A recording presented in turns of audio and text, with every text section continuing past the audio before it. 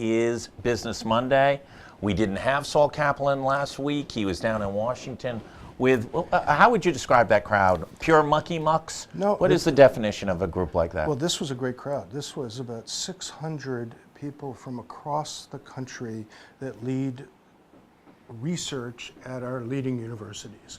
So these were the folks who run the research programs like at Brown, at URI, from all over the country. And of course, I was the keynote that opened up the convention and delivered the message I usually deliver, which is if you're not reinventing yourself, you're in trouble. Yeah. And it's certainly true for research. Is that a hard message to get through to a bunch of R&D guys who all have tenure at leading universities? I would have thought it would be a hard message for them to absorb. I usually start by saying my job is to make you uncomfortable. But I was surprised. There was a lot of receptivity. I think people are generally figuring out that we've got to innovate, we have to reinvent, and even some of the places that you would least expect it, like universities and research universities, were surprisingly open to the conversation, had a lot of good conversations. Now we'll see what kind of results and action come from it, but it was great. It was great to deliver the message, and I enjoyed the dialogue on it, really did. Congratulations on being the keynote. Yeah, That's quite an honor. Let's talk a little bit about what's going on, because a lot is going on. You're in this period of time, and I think when you're in it, you lose the historical perspective of how fast things are moving. You're seeing major mergers and acquisitions in very unique, it used to be banks merged. It used to be two manufacturers that completed each other or meshed together, and now you're seeing massive disruption of unalike trying to come together to find symbiotic relationships to create market share, create new markets, et cetera, et cetera. Let's go to retail, because we talk a lot about retail. Obviously there's huge worry signs for retailers.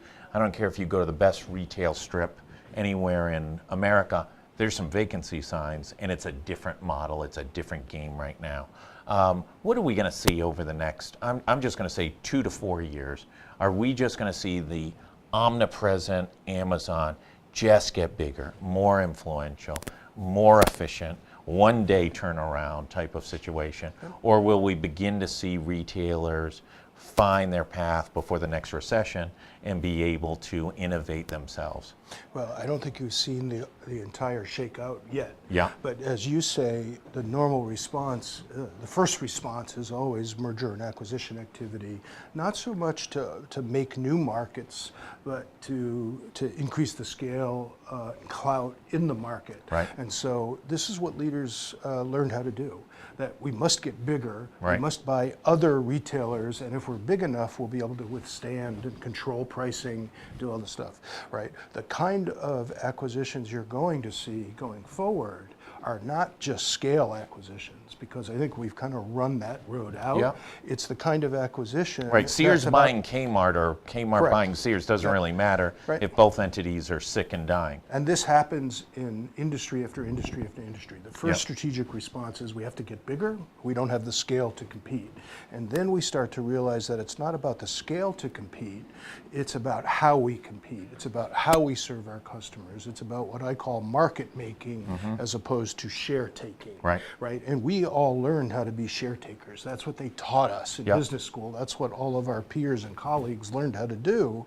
Right? But in the 21st century, you have to know when to be a share taker and when to be a market maker, to create an entire new market that for a while you own and you're the first one there until it becomes a share-taking game again. And then an innovator's job is never done, because you have to constantly reinvent and constantly make new markets. So in the retail industry, this game is being played out right before our eyes. It's affecting everyone and every local community, and I think we're just getting going. How we get at the merchandise and the services that we need, I think you're going to see a lot of creativity in that space. You're going to see some retailers that figure out that it's not just bricks and mortar or online, that we have to have hybrid business models that allow customers to engage in the way that they're comfortable with, and not every customer is the same, right? And if you just go all in on bricks and mortar, you better be prepared to either sell something unique, Yeah. right? Or you better have a really unique way of dealing with local customer needs that is worth paying the money if you're trying to sell the same product, right? To get people to pay more for it. People aren't going to do it just out of support for the local company. No, not at all. You have to deliver more value. And also, you get a little bit of forgiveness in a period of time where the economy's better, because people aren't buying just on price. When the economy contracts, that dynamic shifts. So yes, I was happy to do Grubhub 2 years ago and pay a $6 fee for that convenience.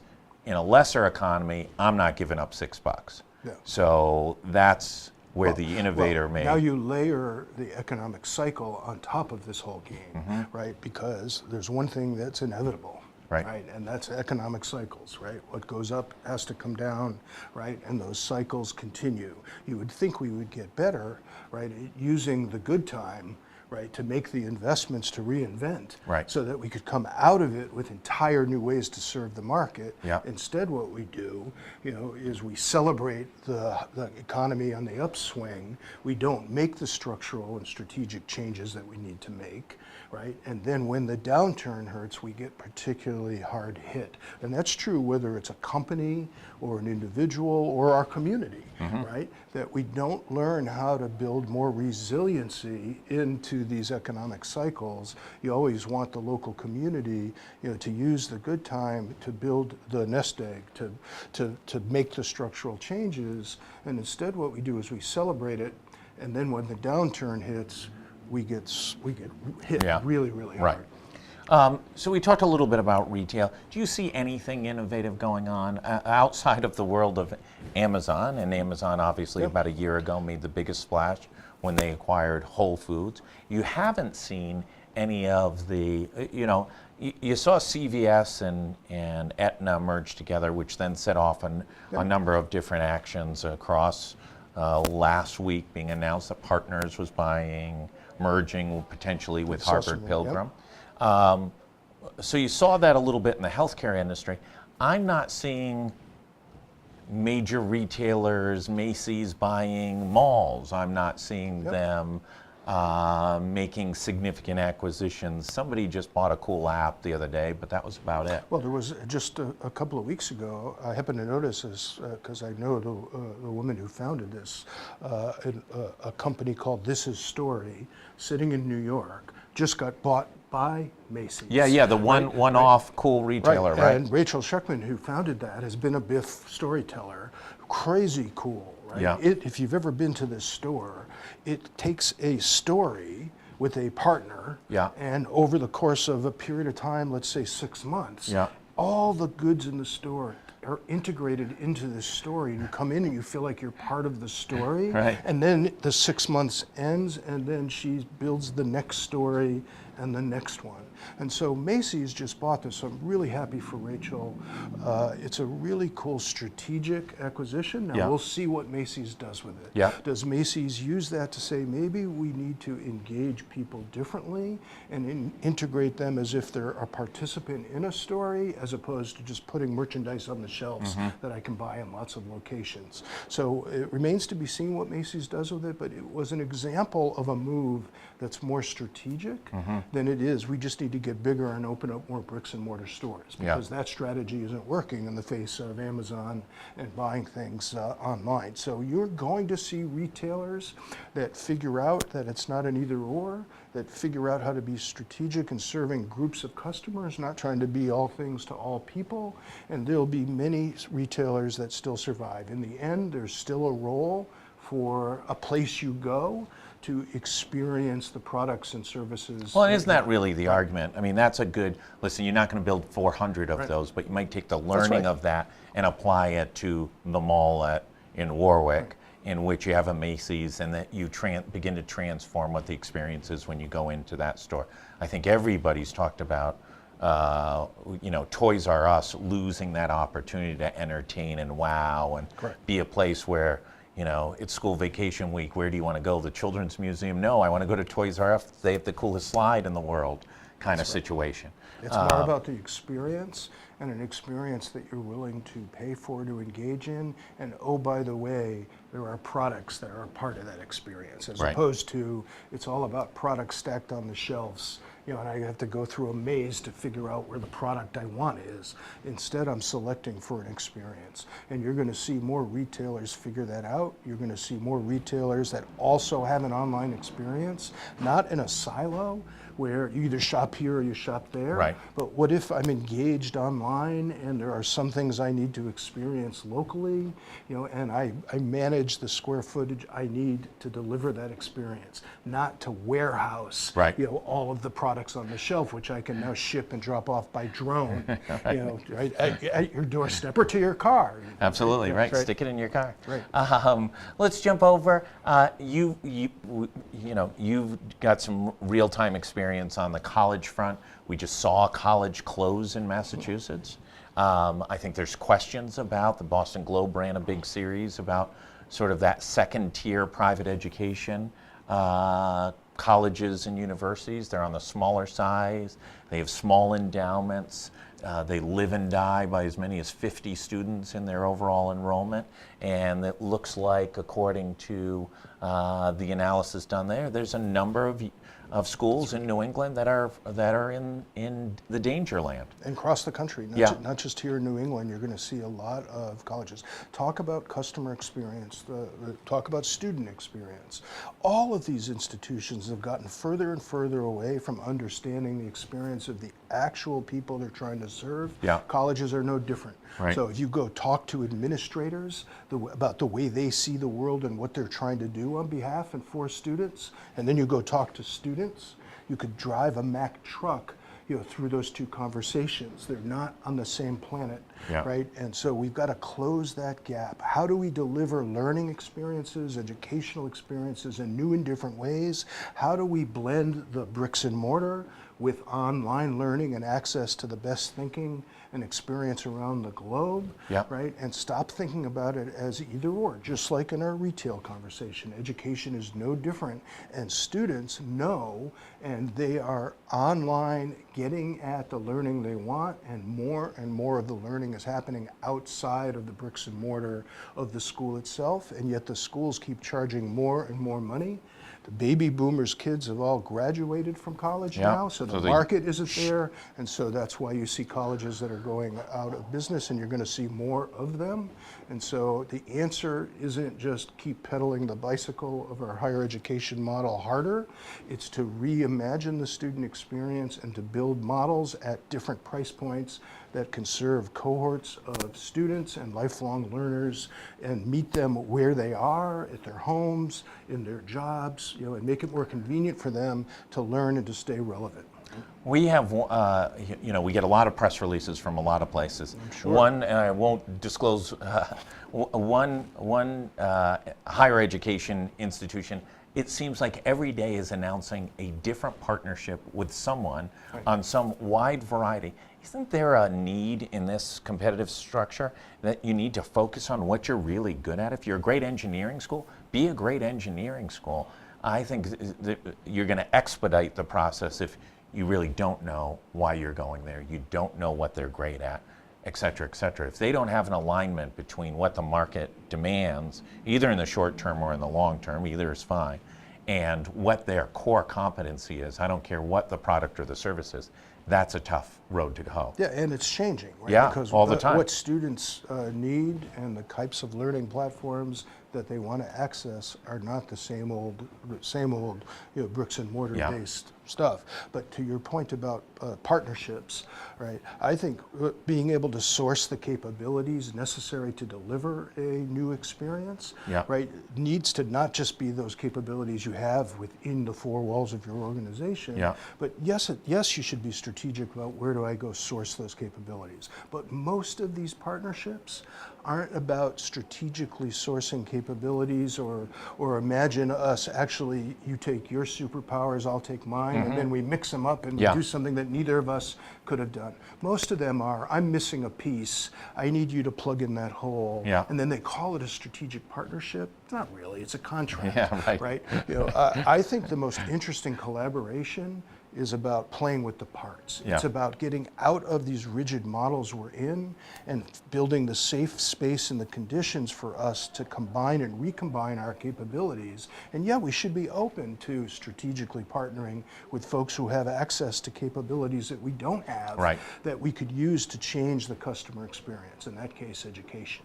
And the most creative out there and the innovators out there are doing that every day. The folks that are all in on today's business model and don't believe they're being threatened, right? Even though they're watching these colleges go out of business, they'll say, not us. Yeah, of course. We're good. Yeah. Well, the truth is, I don't care how good you are, you're vulnerable to being disrupted, and students start to seek out other ways to engage and access learning assets.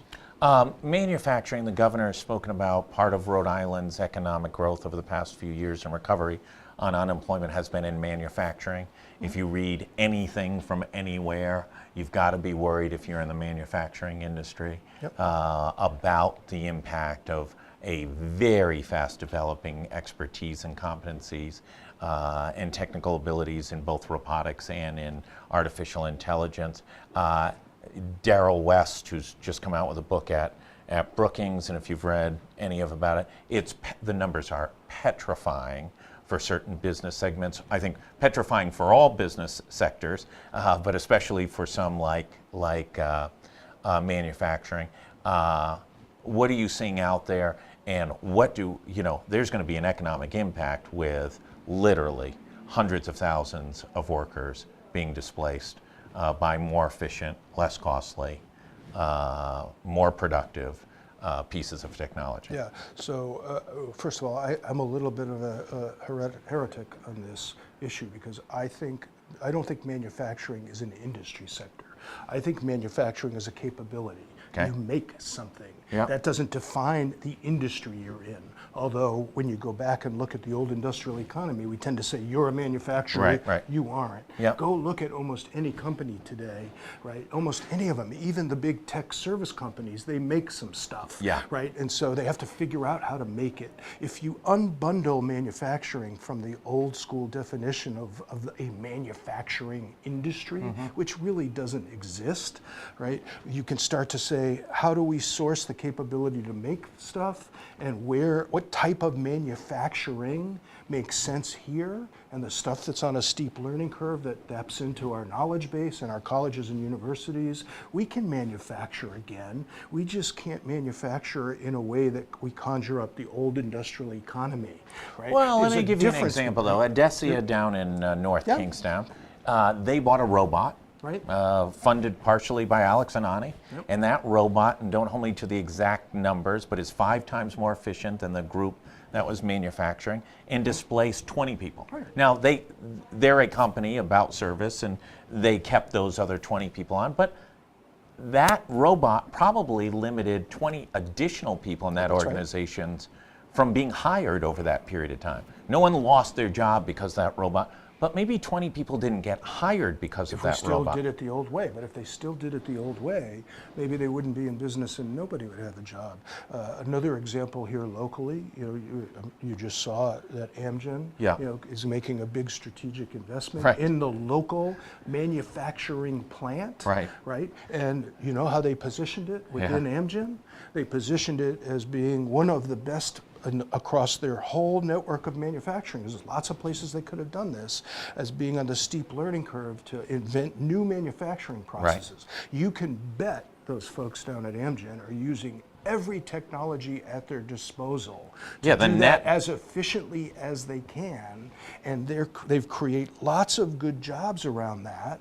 Maybe not as much if it was old school manufacturing that required more people, but the fact that that plant still exists here in New England, Yeah. that they're putting more and more capital into it, is only because the local team here positioned amongst the corporate headquarters that this is the place where we can move much more quickly and use new technologies for the best manufacturing process, and justified the investment here. If you're not on that curve, you're going to get killed. I don't disagree one bit on there's going to be other jobs created as we move to more efficient manufacturing processes in engineering and design and computer science. But there's going to be a gap between, once again, the most educated, affluent are going to have lots of demands and lots of job opportunities. Absolutely. But those older school, and it's going to happen rapidly. But again, follow my logic around manufacturing as I a mean, Donald capability. Trump won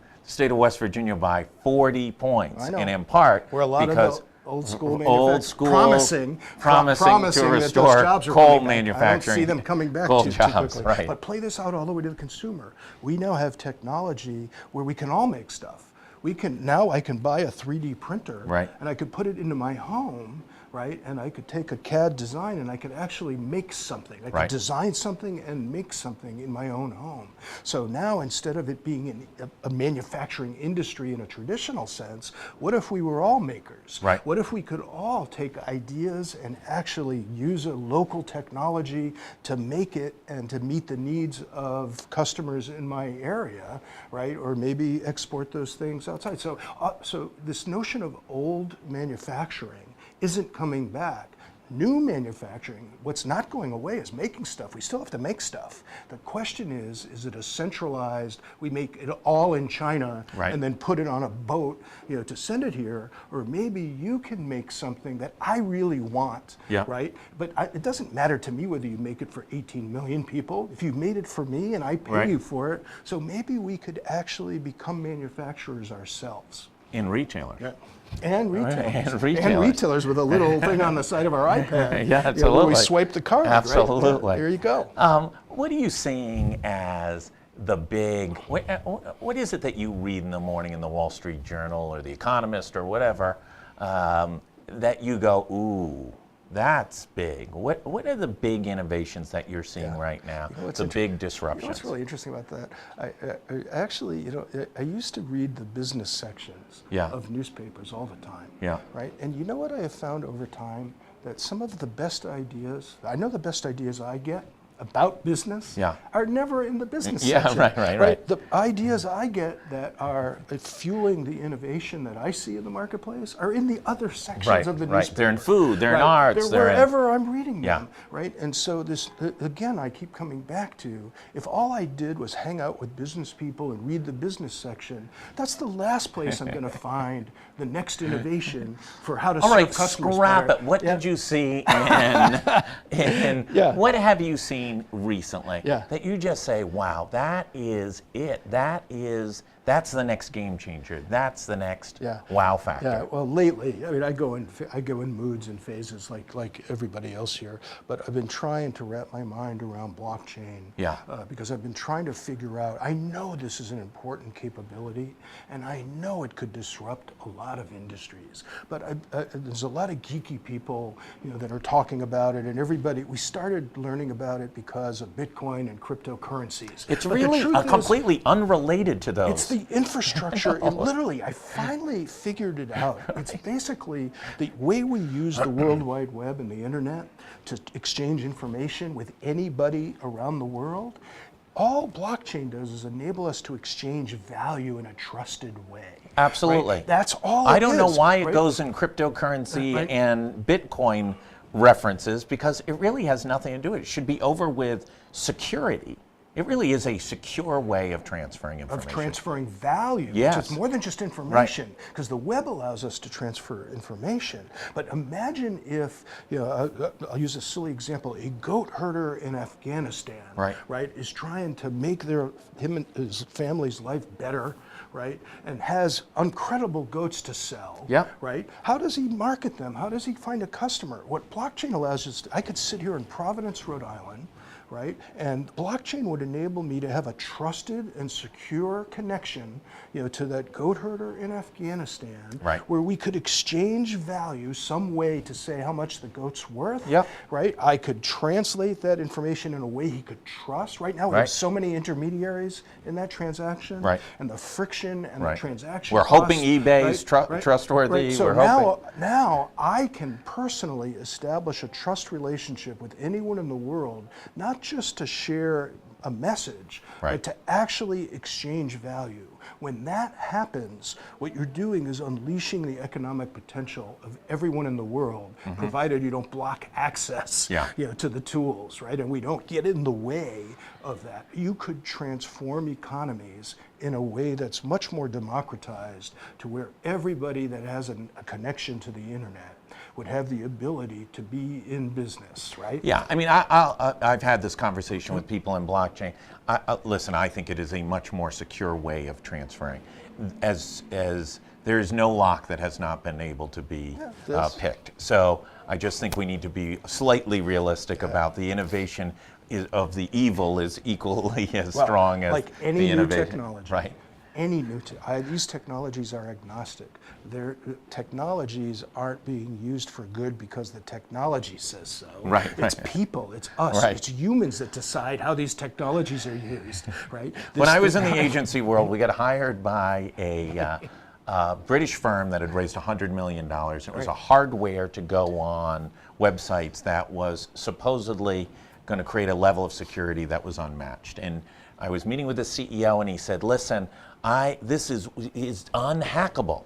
And his goal was to get in a feature story in the Wall Street Journal. I said, that's not a problem. We're going to put $1 million bounty on a website, and we're going to say, all the hackers in the world, we're going to broadcast it. Right. To come and hack the site, he said, whoa, we can't do that. Well, okay, then that was hackable. Maybe it was a very small percentage that could hack it, Lots of but the examples reality, So no, I accordingly. don't disagree that we've got to be thoughtful about the security and what information we share and how we exchange value. But this trend could disrupt. Listen, it's mainstream now. I don't know if you watch Silicon Valley, but this last episode, they floated an initial coin offering for Pied Piper, right? And so when it's on Silicon Valley, on TV, that this isn't just a bunch of geeks that are thinking about it, right? So this stuff is coming, which basically disrupts all of the institutions that think they know better and the way this is supposed to go, and it lets us mortals actually participate, to exchange value, to raise money if we have a good idea, right? Not having to jump through 8,000 hoops, which is really just a barrier to entrepreneurial activity. Right, and if you haven't had the pleasure of working with venture capitalists, you've had no pleasure at all in your life. I say disrupt away. You cannot disrupt fast enough. Let's jump to our always end segment, Biff. The clock is ticking. We're coming up on the summit in September. Okay, surprise us. Who's coming that we don't know about? So September 13th and 14th, and this is a really great time because we get to about the halfway point. There are 32 storytellers. So the first 16 or so are easy, and then the next 16 we have to be really thoughtful about what mix we want. You don't want to waste a spot either. And so every spot becomes more valuable. So I appreciate you asking me. So this week, my friend Dave Gray, who I've known a long time. He's been to BIF before. He wrote the book Game Storming. He's an illustrator who is one of these a picture's worth 1,000 words guys, and he brought it into the enterprise, into the business world to say, how do we use illustration to get our strategies across, to get people engaged in a strategy, because Lord knows the way we do that now doesn't work with a lot of people in the company and outside the company. And he's brilliant about that idea and has done all kinds of related things to that. He just launched a new effort called the School of the Possible, and he started talking about education and disrupting education. He's just launching a new platform to bring people together onto an online platform to learn together, so that we can all stay relevant. Dave Gray will be a storyteller. That's great. In September. Really, and it is so true. We added Bob Alley, the illustrator, one of the most famous illustrators, children's book illustrators in the world. He does Paddington Bear, and we added him as our political cartoonist. And oh my God, the reaction off his Sunday cartoons is just priceless. It's just another form of storytelling and engaging. And I think that this is where a lot of the artists have a lot of value to add, because because that's what they do. They share stories, right? And to help us share stories in ways that people can get emotionally involved in and want to participate in is so key to the transformation process, because you're not going to transform anything unless you can create an emotional connection to it. And storytelling is so powerful. So we in the summit always want people that represent different modes of storytelling, like music, like illustration. All of these things are such important tools for us, right, to be able to engage people emotionally in creating a better future.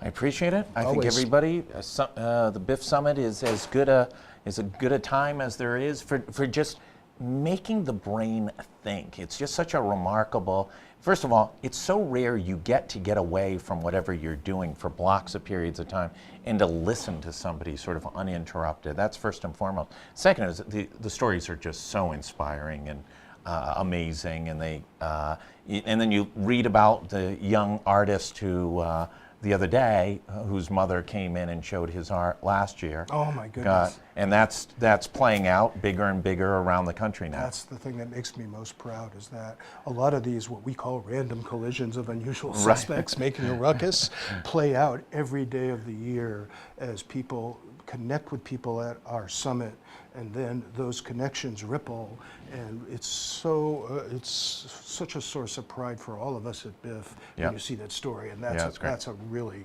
good one. Well, I want to thank everybody. Thank Gary Sass. Thank Saul Kaplan. We'll be back tomorrow. It's a super busy week this week on GoLocal Live. Kate will be back tomorrow with a packed hour. Wednesday, we've got a combination of Kate and The Taste at the 3 o'clock hour. Thursday, we're live at the State House, and then we're doing a special event over at the Pavilion at Grace Church, bringing in some national folks and buttressing them with some local folks. Mike Sheehan from the Boston Globe, former president, also had been head of Hill Holiday in Boston, one of the largest ad agencies in the country, for about 10 years. He'll be joined by Jim Murphy, former political director for President Donald Trump, and our Bob Whitcomb and our Kate Nagel. So I think that's a look at where's America going. And then Friday, we're going live to East Greenwich. We're going to spend the midday portion of the day down there talking to all sorts of folks from East Greenwich. So super busy day, super busy week here at GoLocal Live. Thanks everybody for tuning in, and thanks our friends at Deepwater and of course at Navigant Credit Union. We'll see you tomorrow at the 3 o'clock hour.